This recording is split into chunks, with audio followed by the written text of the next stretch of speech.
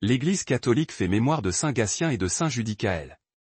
Nous faisons référence à Grégoire de Tours, il fut évêque de cette cité dans la seconde partie du VIe siècle, il est l'auteur de nombreux ouvrages des hagiographies et d'une histoire des Francs, en 40 volumes, qui fait de lui, on l'a souvent rappelé, le père de l'histoire de France. Ainsi, selon notre Grégoire de Tours, Gatien était l'un des 7 moines missionnaires, envoyés de Rome pour évangéliser la Gaule, au IIIe siècle.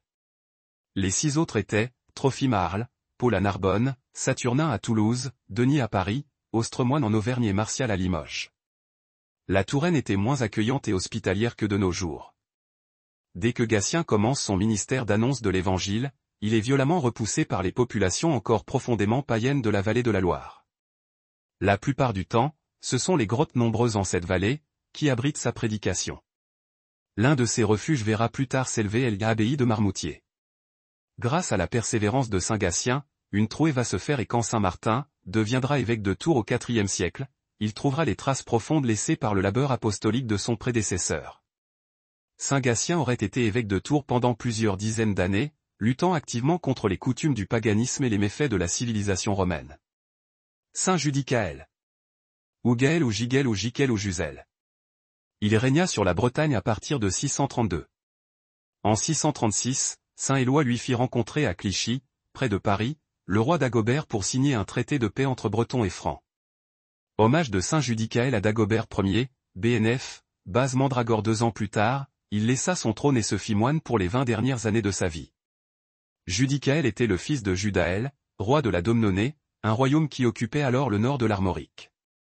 À la mort de Judaël, vers 605, Judicaël, pourtant le fils aîné et l'héritier, préféra se retirer au monastère Saint-Jean de Gaël que saint Méen venait d'ériger. Il quitta cependant le monastère pour prendre la direction du royaume de Domnonée. Saint Judicaël, photo MK pendant 20 ans, il gouverna le royaume avec autorité et sagesse. Ses qualités de diplomate lui permirent de régler des différends avec le roi Dagobert et de conclure avec lui une alliance. Saint Gatien et de saint Judicaël, priez pour nous. Évangile. Jésus, engendré en Marie, épouse de Joseph, fils de David. Alléluia, Alléluia. Viens, chef de ton peuple Israël.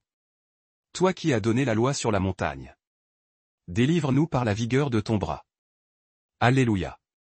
Évangile de Jésus-Christ selon saint Matthieu. Voici comment fut engendré Jésus-Christ. Marie, sa mère, avait été accordée en mariage à Joseph. Avant qu'ils aient habité ensemble. Elle fut enceinte. Par l'action de l'Esprit Saint. Joseph, son époux, qui était un homme juste, et ne voulait pas la dénoncer publiquement, décida de la renvoyer en secret. Comme il avait formé ce projet.